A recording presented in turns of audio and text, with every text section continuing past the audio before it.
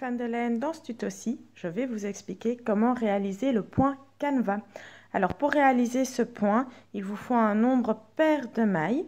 Donc ici j'en ai monté 10 pour pouvoir vous montrer le point. Alors vous allez tricoter tout le premier rang entièrement à l'envers. Donc le premier rang n'est pas compliqué.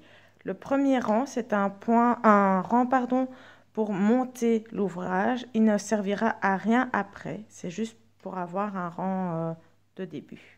Donc vous le tricotez entièrement à l'envers, vous n'allez pas savoir commencer votre ouvrage si vous ne tricotez pas ce rang, hein, je précise. Donc on le tricote entièrement à l'envers. Une fois le rang terminé, on tourne l'ouvrage. Alors, une fois sur l'autre côté de l'ouvrage, vous allez venir piquer entre vos deux mailles. Ah, on vient avec une technique particulière.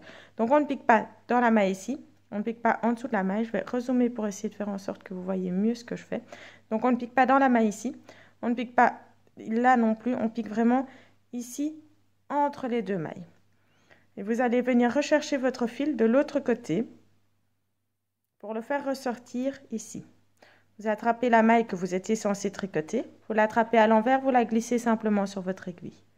Et puis, vous allez faire la même chose ici de l'autre côté. Vous venez entre les deux mailles, bien en dessous du fil de la maille évidemment, et vous venez glisser de nouveau votre fil par ici. Vous la tricotez à l'endroit entre les deux mailles et puis vous faites glisser la maille qui suit.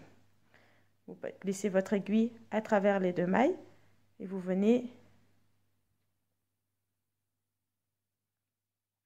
glisser le fil, la maille qui suit sur l'aiguille, pardon.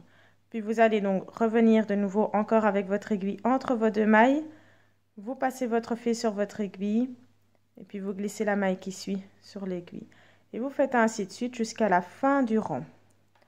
Donc on va chercher entre les deux mailles et on glisse le fil à travers ces deux mailles. Et puis on glisse la maille qu'on devait tricoter à l'envers sur l'aiguille. On continue comme ça. On va chercher entre les deux mailles. On tricote entre les deux mailles et puis on glisse la maille qu'on devait tricoter à l'envers. La dernière sans perdre évidemment les mailles. Voilà, et puis on glisse la maille qu'on devait tricoter sur l'aiguille et on tricote la dernière maille à l'endroit. Voilà, on tourne l'ouvrage et là un petit peu plus facile hein, quand même.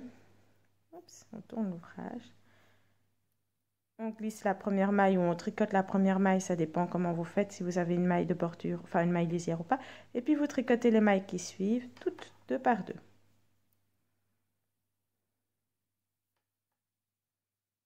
C'est pas hyper compliqué, il faut juste arriver à attraper les mailles correctement. Alors moi je vous conseille d'être assez souple quand vous tricotez ce point parce que sinon ça va être très serré, ça va être très compliqué pour vous d'arriver à tricoter toutes vos mailles.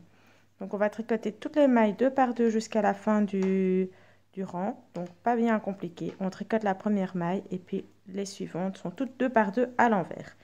On tourne l'ouvrage et on va répéter ces deux rangs-ci. Donc la première maille, on vient la chercher entre les deux mailles ici. On vient piquer entre les deux mailles en faisant bien attention à bien être en dessous du fil qui relie les deux mailles. Hein. On va passer notre fil au-dessus de notre aiguille et on vient ramener le fil de l'autre côté. Donc on tricote entre ces deux mailles. On glisse la maille qu'on devait tricoter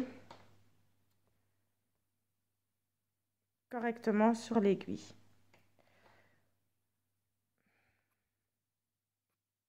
On la glisse donc sans la tricoter. Puis on vient chercher entre les deux mailles de nouveau. On glisse le fil à travers entre les deux mailles à l'endroit. Hein, et puis on vient glisser la maille qu'on devait tricoter à l'envers sur l'aiguille sans la tricoter. On vient de nouveau entre les deux mailles à l'endroit. On glisse la maille qui suit. On vient chercher le fil entre les deux mailles. On glisse, hop là, sans perdre les mailles évidemment.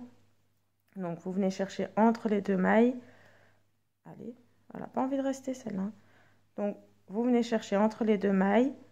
Vous glissez la maille à travers et puis vous glissez la maille suivante à l'envers sur l'aiguille. On vient entre les deux mailles, mais bien en dessous, hein. Je vous rappelle, bien en dessous, il faut bien que le fil soit coincé, hein. Donc hop, on vient glisser le fil, on attrape la maille qu'on devait tricoter à l'envers et on la glisse sur l'aiguille. Et vous faites ça jusqu'à la fin du rang.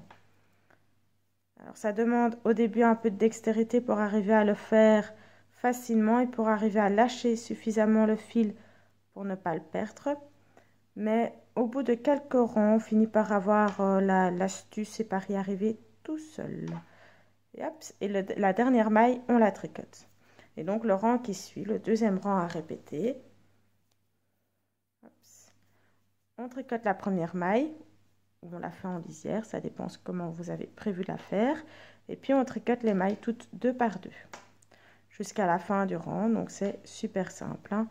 On est d'accord là-dessus, c'est pas bien compliqué à faire.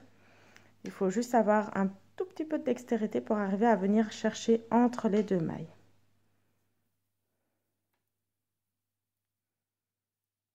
Donc, une fois que tout est tricoté deux par deux, on tourne l'ouvrage et on recommence en venant chercher entre les deux mailles et ainsi de suite.